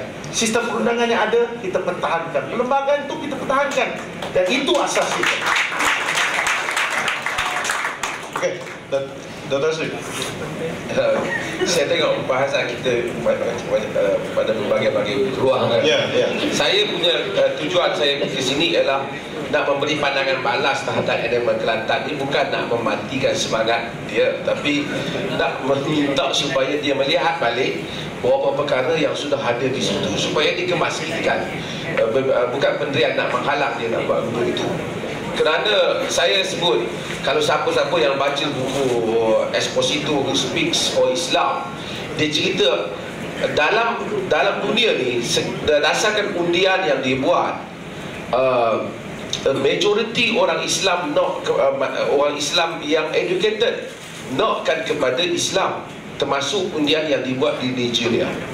Tetapi apabila hudud yang pertama dilaksanakan di Nigeria, dipotong tangan pencuri basikal ke apa, yang pertama, terus sokongan kepada Islam ditarik oleh majoriti orang Islam sendiri, kerana dia lihat yang bawah kena. Takut yang curi kayu kena, yang curi kayu balak tak kena. Sebab itu saya kata, hendaklah undang-undang yang disamaratakan, sehingga ke peringkat tidak ada, kita tak boleh ada dua mahkamah, tak boleh ada satu mahkamah khas. Sama saja antara sultan, raja dan rakyat biasa. Terus terang saya sebut, apabila sampai ke peringkat itu, undang-undang itu akan adil. Undang-undang itu akan adil. Dan suatu masyarakat yang terbentuk, dia banyak landasan ni nak begini. Sebab itu tangan yang pertama dalam riwayat Al-Hakim dalam Mustadrak, tangan yang pertama yang dipotong di dalam Islam, Nabi SAW duka cita. Dalam riwayat hadis dia kata, faka'anna asfa ala wajhi Rasulullah SAW ar-ramad. Seakan-akan muka Nabi sangat sedih. Kemudian orang tanya, ya Rasulullah, ka'annaka karihta hadha. Wahai Rasulullah, takkan Rasulullah tak suka orang kena potong tangan ni? Nabi kata, malila akrah, antum a'wanu syaitan ala akhikum. Mengapa aku tak benci? Kamu penolong syaitan kepada saudara kamu. Nabi kata, bila kes sampai ke mahkamah, dia laksanakan. Mengapa kamu tak maafkan? Wal falyafu wal yasfahu. Nabi kata, maafkan. Maafkan. Ini dia punya spirit undang-undang tu. Sebab itu bila sebelum Nabi nak suruh potong tangan, Nabi hidupkan banyak benda, termasuk hukum zina. Macam saya kata tadi, kahwin sangat mudah. Orang bangun, Rasulullah tawar diri nak kahwin Rasulullah, dia tak nak, Rasulullah orang lain kahwin, terus kahwin. Tak ada janda yang tinggal melainkan orang kahwin. Sekarang janda yang cantik-cantik pun banyak tahun tak kahwin. Itu cerita sampingan.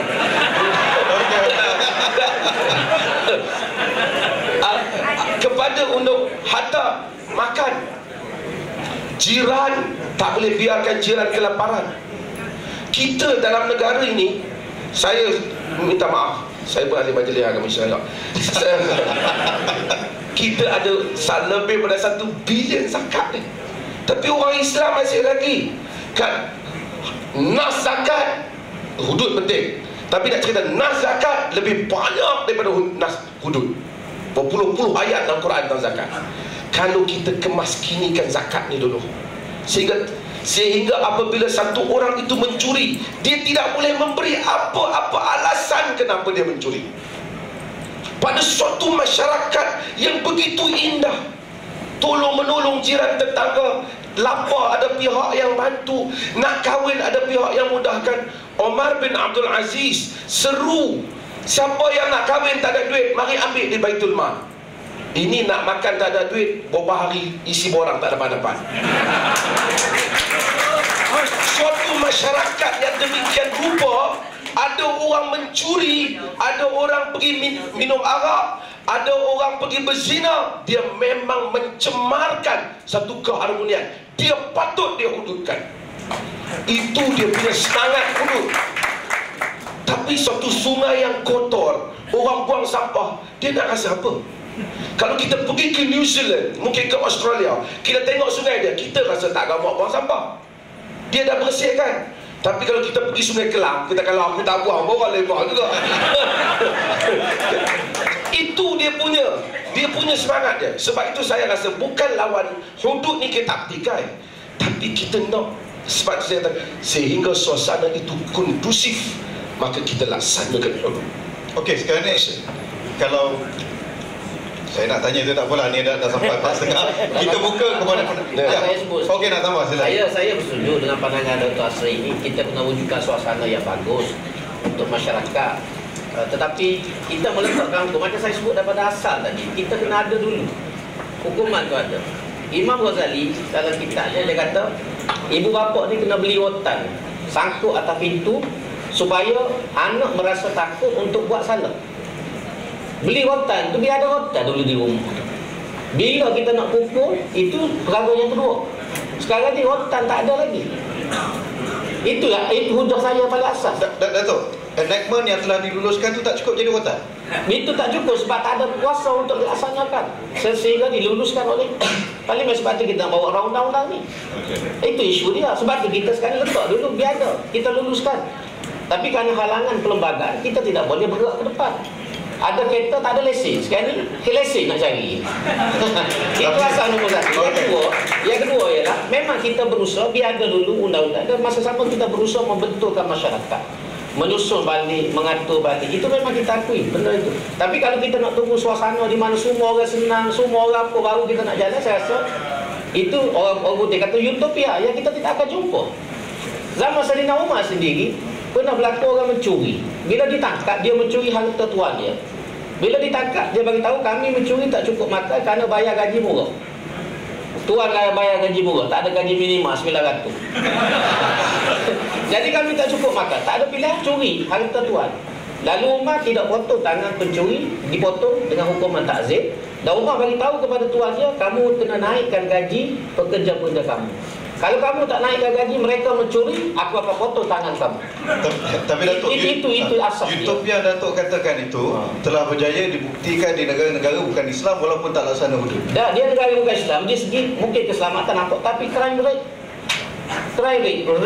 robo lah apa semua berlaku. Saudi walaupun ada kelemahan apa-apa, tapi crime rate dia rendah. Saya boleh cabar itu tak, saya rasa kenyataan itu terlampau umum dan boleh dicabar melalui. Yalah, kita pun cakap umum belakang ni, tak ada yang kita buat study betul. Kita berdasarkan dia ada indeks crime rate index itu ternyata di negara barat. Kalau kita tengok rokok meningkat, buang anak meningkat, walaupun ada negara barat yang mana Datuk? Kita baca keseluruhan, saya tidak go spesifik lah, berdasarkan saya baca umum. Sebab kalau ikut crime rate index, yang paling rendah sekali ialah Malta, South Korea, Isle of Man, Japan, Georgia, Bahrain, UAE, Singapore, Taiwan, Qatar. Betul, mungkin di barat crime rate tinggi, tetapi negara-negara ini tidak ada hudud juga. Jepun tak ada hudud. Betul, tapi kena tengok aspek lain juga. Saya rasa bukan boleh macam tu. Jadi tidak utopia benda tu boleh dicapai. Tak utopia tadi yang saya sebut dalam kes orang mencuri tadi. Jadi semua orang senang makan boleh, tak mencuri. Okey, jadi saya rasa tak adil kalau saya seorang untuk bertanyakan kepada mereka, dan kita ada beberapa waktu yang terluang. Kita bukakan untuk 3 soalan sahaja. Okey, soalan yang pertama saya kena fikir sikit. Okey, silakan yang pertama, yang kedua. Tak ada orang nak tanya. Okey, yang kedua di sana. Yang ketiga di belakang, Wanji. Okey, yang pertama baju kelambu, yang kedua baju biru muda, dan ketiga Wanji tu bukan baju apa tu? Kita pakai baju. Pakai baju. Okey. Okey, silakan. Tuan. Assalamualaikum. Tak, bukan anda. Yang di belakang berbaju kelambu tu. Ya, minta maaf. Saya nampak dia dulu angkat tangan tadi. Assalamualaikum dan selamat sejahtera. Seorang satu soalan, short and sweet, dan perkenalkan diri. Saya Abdul Hamid, penganggur, seorang Melayu. Nama saya nak betulkan punca segala kekeliruan mengenai hudud ni. Ramai tersalah anggap tidak kembali kepada Al-Quran. Quran kata sebenarnya tidak ada hukum hudud. Dalam Islam tidak ada hukum hudud. Yang ada hanyalah hudud hukuman. Mungkin minta Datuk Asri boleh buat penjelasan pencerahan sebab ni. Yang ada hudud hukuman, tarikh hudud. Hudud itu adalah had, julat atau limit. Okey, tak apa. Itu akan dijawab oleh Tasri. Soalan kedua yang berbaju putih, kita nak limit kan? Okey. Dalam Quran tak ada hudud, ada hudud hukuman. Okey, silakan. Assalamualaikum warahmatullahi wabarakatuh. Nama saya Abdul Hanan. Sebagaimana yang kita tahu sekarang, Malaysia telah mempunyai 2 sistem kehakiman, iaitu Mahkamah Syariah dan Mahkamah Sipil. Dan untuk melaksanakan undang-undang syariah di Kelantan, salah satu sebab yang tidak boleh dilaksanakan adalah kalau kita tengok sendiri Akta Mahkamah Syariah 1965, hukumannya cuma 356 saja sebagaimana saya dalam maklum.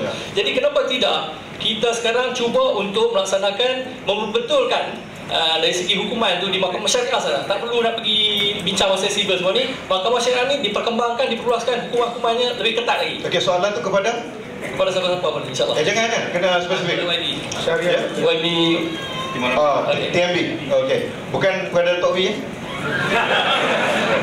Okey. Bismillahirrahmanirrahim. Assalamualaikum warahmatullahi. Ana ada 2-3 soalan. Satu je. Kedekut je doktor. Tak boleh belanja malam ni. Okey, soalannya dalam bila kita sebut hudud, dia mesti ada syarat yang perlu ditunaikan kan. Dr. Mazhar pun selalu sebut benda tu kan. Tapi soalan di Kelantan, kenapa dia pentingkan tentang pelaksanaan hudud sedangkan syarat untuk melaksanakan hudud itu tidak ditunaikan lagi. Contoh kalau kita tengok dalam sejarah, tahun 90 antara manifesto PAS adalah Hizbah. Tapi sampai sekarang Kelantan tak buat Hizbah. Tapi 93 pun timbul hudud. Padahal Hizbah itu merupakan syarat utama untuk pelaksanaan hudud. Jadi itu satu persoalan. Yang kedua, pengurusan cara Islam, macam pengurusan balak cara Islam. Betul-betul persoalan. Saya kadang-kadang confuse dengan Kelantan. Apakah kredibiliti Kelantan dalam mengurus tentang balak cara Islam? Ataupun kita melihat banyak tindakan-tindakan lakukan oleh kerajaan Kelantan lebih kepada bias dalam buat keputusan. Ini kan pula dalam perkara lebih besar melibatkan tentang hudud. Okey, yang ketiga. Okey, cukup. Okey, lagi. Bagi kat berada janggut ni tadi saya. Okey, satu soalan je. Okey, assalamualaikum. Saya Jamil. Wajib soalan kepada TMB. Tamu semua soalan. Okey, TMB. Okey, soalan saya ditujukan kepada TMB juga. Oi, semua TMB ya. Okey, soalan saya adalah kenapa perlu percaya pada UMNO? Kerana di Kelantan sebelum ni berapa kali dah masuk ke dalam belanjawan negara mengenai lebuh raya, tapi tidak dibuat lebuh raya. Kenapa masih percayakan UMNO di mana sebelum ini, sebelum pilihan raya ada jawatan kuasa khas royalty dan timbul pula jawatan kuasa khas hudud. Pada pendapat saya, kenapa perlu percaya pada UMNO? Ini abang dia cerita ni alih-alih UMNO ni. Macam mana? Apa cerita alih-alih UMNO ni? Kenapa percaya pada UMNO? Kerana kenapa kita dalam PAS sudah ada Pakatan Rakyat tetapi masih lagi nak bantuan daripada UMNO untuk melaksanakan hudud. Ya. Okey. Nampak gaya Datuk TMB kena jawab banyak soalan ni. Okey, silakan Datuk. Okey. Sebab ladies. Ahli Parlimen. Okey, silakan. Ahli Parlimen. Okey, soalan saya pada Dr. B.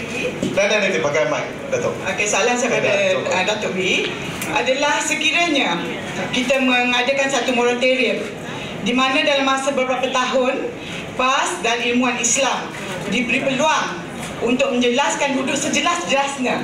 Saya akui enactment tu ada perkara saya sendiri pun dulu biasa menyatakan ketidakpuasan hati saya.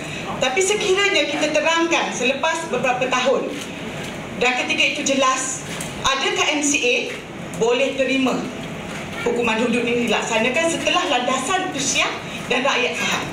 Okey, terima kasih Datuk Siti. Okey, kita mulakan dengan Datuk TMB. Silakan. Dia ginilah tentang masalah kenapa kita memerlukan kerjasama UMNO untuk melaksanakan ini, kerana UMNO yang memegang kuasa di Malaysia sebagai parti teras dalam Barisan Nasional. Itu yang asas dia. Kalau kita merintah Malaysia, kita tak mengharapkanlah sokongan UMNO. Tapi sebelum kita ada kuasa, yang ada kuasa ni kebetulannya Barisan Nasional dan UMNO di dalam itu. Jadi bila UMNO menyatakan pendirian, bersedia memberikan laluan, maka kita ambillah peluang yang ada. Itu asas dia je. Dan tidak ada niat ataupun agenda yang tersembunyi di sebalik daripada perkara ini.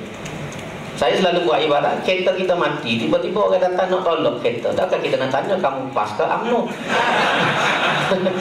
Itu hujah saya ni yang paling mudah. Okey, isu balak ni. Isu balak ni, memang banyak orang menuduh Kelantan ini menyalahgunakan berat sebelah. Tapi siasatan yang dibuat oleh SPRM setakat ini tidak ada bukti. Itu berlaku di Kelantan. Masa untuk guru lagi tu kata kita buka 25 jam kepada SPRM untuk siasat semua perkara. Dan SPRM telah beberapa kali pergi menyiasat fail-fail pun diambil di Jabatan Perhutanan, dibuka dan sebagainya. Tapi setakat ini tidak ada bukti berlakunya penyelewengan dan salah guna kuasa dalam pembagian balak. Ini benar clear. Sebab tu jangan buat tuduhan-tuduhan yang tidak ada asas. Fitnah, jangan buat fitnah. Mengkritik boleh tapi jangan memfitnah. Okey, Hizbah tadi tu. Hizbah ini memang dulu ada dijanjikan. Dan bila saya berada dalam kerajaan tahun 2004 dari Exco, kita tanya, Tok Guru pada waktu itu mengatakan kita sudah ada PAC. PAC ini sudah boleh memainkan peranannya sebagai hisbah. Jadi tidak perlu kita Kelantan menubuhkan hisbah secara persendirian lagi. PAC boleh memainkan peranan itu. Dan itu yang disebut. Dan pada pandangan saya, hisbah ni ataupun PAC bukan asas kepada pelaksanaan hudud. Kalau tak ada PAC hisbah pun hudud kita boleh jalankan. Tak jadi masalah. Bukan ada kaitan antara dua itu. Tak ada hisbah pun boleh buat. Itu bukan prasarana.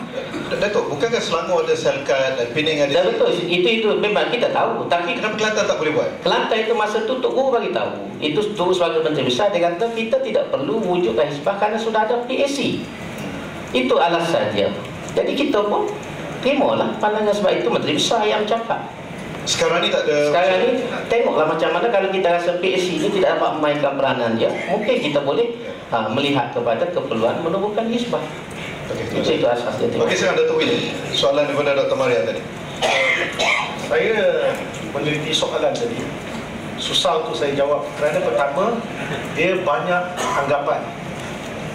Kerana ada dia kata kalau kita buat kerja ni dan mengambil masa yang panjang untuk terangkan ni. Saya cuma nak kata satu prinsip yang utama. Pertama, apa yang kita lakukan adakah dia bercanggah dengan perlembagaan? Itu perlu kita semak, ya.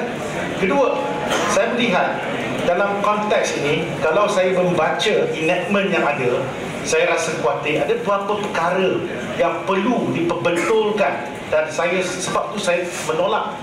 Salah satunya ialah dari perspektif orang bukan Islam, kalau dia kata mencuri arak dengan alat hiburan pun tak boleh.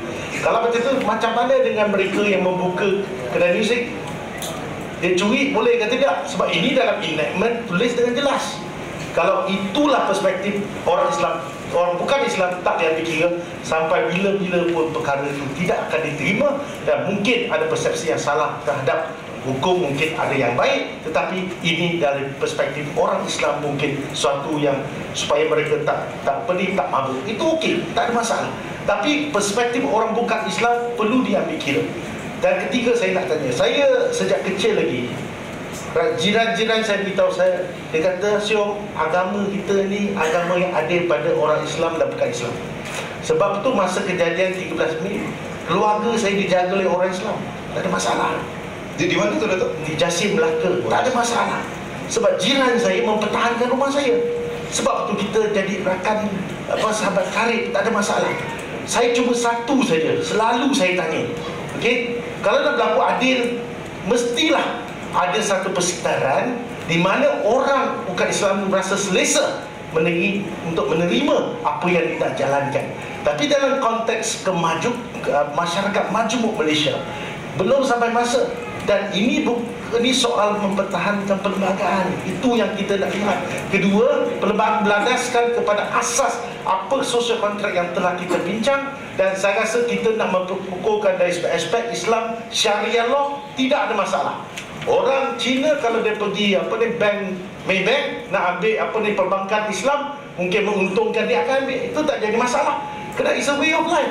Jadi kalau dalam konteks ini kita boleh terima secara menganggapnya sebagai akan sesuatu yang membawa kebaikan kepada kita. Tapi dalam hukum hudud ini, bagi saya perspektif kita ialah melihat kepada menang kalah dalam pengundian pilihan raya. Saya selalu tengok perkara ini dalam raya memang senyap, tak berani nak sebut mereka akan buat hudud. Dan sebab itulah DAP kata tak rompak, tak curi, jangan takut hukum hudud. Tapi sekarang gelabah. Satu masyarakat bukan Islam melihat perkara macam apa sudah jadi. Jadi saya rasa pemahaman pada masyarakat orang bukan Islam tentang Islam, kita nak membetulkan persepsi agama Islam tu agama yang baik. Kalau Dr. Asri pergi cerita kepada masyarakat bukan Islam, saya ramai akan terima, betul, kita perlu ada persekitaran kondusif. Kita kena melihat dari perspektif yang lebih luas, lebih terbuka. Dan orang akan menghormati agama Islam dalam konteks ini. Jadi saya melihat secara keseluruhan, MCA akan mempertahankan perlembagaan itu kita memang rasa terpanggil. Dan keduanya, oleh kerana sistem perundangan yang ada, kita tak boleh ada wujud dua sistem perundangan yang berasingan bercahaya, termasuk white collar, cyber crime. Macam mana kita nak mencegah? Sama-sama kita mencari keadaan memperkukuhkan sistem undang-undang yang ada. Okey, terima kasih. Dr. Mazhar. last tadi soalan hudud tak ada dalam Quran ni, ada hudud hukum. Hudud undang-undang itu ada dalam Quran. Cuma perkataan kadang-kadang sebahagian orang guna tilka hududullah itu bukan hudud. Demikian hudud Allah itu, yang itu bukan hudud. Itu undang-undang, peraturan-peraturan yang berbagai. Cuma potong tangan disebut dalam Quran, sebab disebut dalam Al-Quran. Semua ni hukum Quran. Seperti mana zakat disebut dalam Quran, suruh makan orang disebut dalam Quran, bantu orang disebut dalam Quran. Cuma yang saya sebut sekarang ni ialah kita tak petikai yang itu. Cuma mungkin kita bincang landasannya dan prioritinya. Macam kalau lah saya mungkin kalau tanya, saya kata kalau saya nak dibentang di parlimen, mungkin antara benda yang sebelum hudud kita bentang dulu dasar hiburan negara. Yang sekarang ni dengan hiburan ni macam-macam. Garis panduan umum yang kumpulan Islamis kemukakan yang mana lebih sejahtera untuk negara, kita belum ada. Umpamanya dasar pembetulan pendidikan, kerangka kertas yang dibentangkan yang dapat dikongsi value-nya oleh Muslim dan non-Muslim. Banyak lagi kalau kita nak bentang. Dasar penyelarasan tentang mobilisasi semula tentang zakat dan harta baitul mal negara juga penting, yang mana itu asas kepada landasan. Kemudian setelah PAS kemukakan ini PAS orang mari hudud. Saya rasa orang akan respect sebab dia dah buat banyak dah kerangka-kerangka yang menunjukkan dia membina landasan yang kukuh untuk mewujudkan satu masyarakat yang harmoni. Itu saja idea saya. Dan kemudian tapi tak apa, benda dah ini bagus juga sebenarnya empat muka ni. Kalau tidak tak ada forum ni. Kan kalau tidak Tuwi tak baca tak apa kan, dia pun tak baca tahu je. Okey, waktu benar-benar mencukuri kita dan tapi kita terpaksa berhenti, soalan dah cukup. Cuma kita akan tiba pada penggulungan lah. Jadi kita minta daripada setiap ahli panel seorang seminit saja untuk gulung. Jadi kita mulakan dengan Datuk Wi. Saya akhir sekali akan menegaskan bahawa MCA tetap dengan pendirian kita akan mendukung perlembagaan negara yang ada sekarang. Itu kita akan sokong. Dan kedua, apa yang penting ialah kalau tokoh kita seperti Tunku Abdul Rahman, Tun Razak, Dr. Mahathir, mereka pada ketika itu tidak menganggap hukum hudud sesuai di Malaysia, saya rasa mereka ini tidaklah kurang Islam. Mereka juga adalah bangsawan. Memang ada pemikiran yang jauh. Dia tahu kenapa tak boleh. Kerana masyarakat kita adalah masyarakat berbilang kaum dan tak ada persekitaran yang kondusif. Dan lebih-lebih lagi kalau kita lihat negara Sudan tahun 1984, perpecahan. Dia ada mulakan hudud saja, pecah pada dua negara. Dan apa yang berlaku kalau kes Pakistan tadi, boleh bawa kes Aminah Liwal. Dan satu lagi kes Farhan Bibi. Tolong minta Timbalan Menteri Besar bahawa kes dibaca apa masalah berlaku itu di negara Islam dan homogenes adalah orang Islam. Terima kasih. Okey, terima kasih. Dr. Musyadat, silakan. Okey, terima kasih moderator. Sebenarnya saya sependapat dengan Dr. Asri bahawa saya bersetuju, saya menyokong penuh usaha kerajaan Kelantan untuk melaksanakan hudud kerana saya juga adalah rakyat Kelantan. Dan itulah sebenarnya dan dasar apa yang disebut oleh kerajaan Kelantan ini disokong oleh kerajaan Malaysia sebenarnya. Oleh sebab itulah Menteri Agama, Menteri Jabatan Perdana Menteri Dr. Jamil Khair telah pun mengumumkan bahawa akan ditubuhkan satu jawatan kuasa khas untuk menilai tentang cara pelaksanaannya itu. Dan sememangnya apabila kita menyebut tentang kaedah ataupun cara pelaksanaan, kita mengkritik cara pelaksanaan itu, saya nak Menteri Besar, Timbalan Menteri Besar Kelantan dapat memberi penjelasan kepada semua rakyat bahawa sesiapa yang memberi komen, mengkritik tentang cara pelaksanaan ini, bahawa mereka sebenarnya bukan menolak Islam, mereka sebenarnya bukan menolak hudud, tetapi mereka nak supaya rotan yang dibeli itu adalah rotan yang baik dan rotan itu sesuai untuk digunakan untuk menghukum anak-anak mengaji Quran dan sebagainya. Dan satu benda lagi yang saya nak sebutkan di sini, yang saya sebut tadi, menggunakan akal itu adalah dalam kita mengkiaskan hudud dengan sembahyang, dengan ibadat khusus. Bukan kata dalam pengambilan pendapat yang mengatakan hudud untuk orang Islam sahaja. Okay. Saya rasa itu saja. Terima kasih Doktor. Silakan Doktor. Terima kasihlah kepada semua dan saya pun merasa gembira dengan pandangan-pandangan walaupun ada yang pro dan kontra, dan insya-Allah pandangan-pandangan baik itu kita akan ambil perhatian.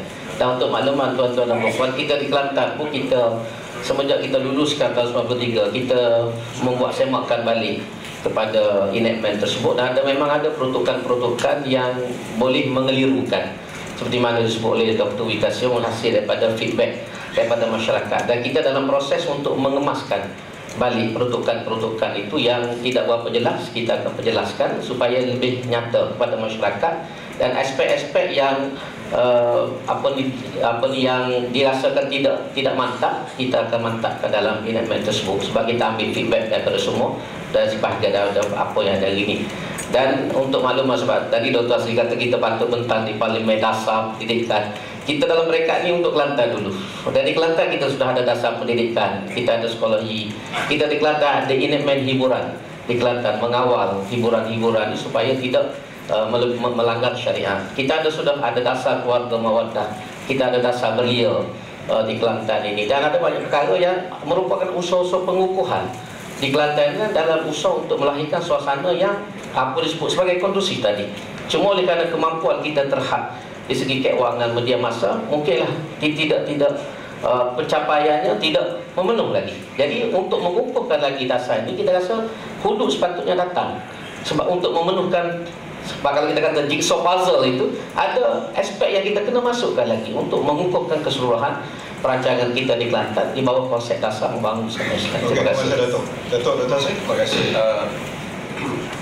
Tadi saya dah buat kenyataan tentang hudud di Kelantan. Kita menyokong pada dasarnya, cuma kita nak dilihat dikemaskini dan lihat konsep keadilan yang lebih luas dan masa yang lebih sesuai untuk ia dibuat, bukan dengan keadaan yang tergesa-gesa yang akhirnya akan menghentikan tujuan itu sendiri. Cuma saya nak kepada, saya tengok ramai juga rakan-rakan bukan Muslim di depan ni. Saya ingin sebut satu perkara yang dikatakan negara Islam itu bukan negara hudud. Saya takut salah faham. Hudud ini salah satu mekanisme undang-undang yang terlalu kerdil di sebuah negara Islam yang mementingkan soal keadilan, soal social justice, soal kebajikan, soal memberikan hak, soal penghormatan antara satu sama lain. Saya bimbanglah dan Muslim bila dengar sebut negara Islam terus terbayang hudud. Ini tidak benar. Sebenarnya negara Islam patut seperti mana yang berlaku di negara-negara yang bebas rasuah, negara-negara yang bebas jenayah. Dan kemudian itu hudud hanya pelengkap untuk mengatasi daripada suasana yang indah tadi dicemari. Jika tidak, saya bimbang nanti tergambar Islam tergambar antara darah dan nyawa. Itu saya rasa pandangan yang akan memberikan satu pandangan negatif, persepsi negatif dari Islam. Negara Islam adalah negara yang penuh dengan kebaikan dan dipenuhi dengan social justice dan hak. Hudud adalah satu perbincangan terpencil untuk mereka yang melanggar keindahan yang telah dibentuk. Terima kasih.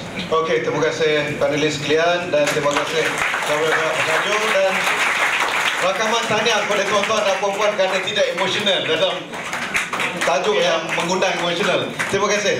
Terima kasih Sinarian. Assalamualaikum warahmatullahi wabarakatuh. Terima kasih Yang Berbahagia Dr. Mazli di atas kehebatan beliau mengendalikan wacana yang cukup tenang dan tenteram. Tapi macam statement Dr. Yang Berhormat Ahli Parlimen Keluang tadi, nampak lepas ni Dr. Asri akan memberi ceramah kepada kelompok MCA untuk penjelasan yang lebih jelas. Jadi kita rakamkan gambar kenangan macam biasa bersama dengan moderator dan juga Tuan Haji Nasir jemput Datuk Jalil, jemput sekali. Ya.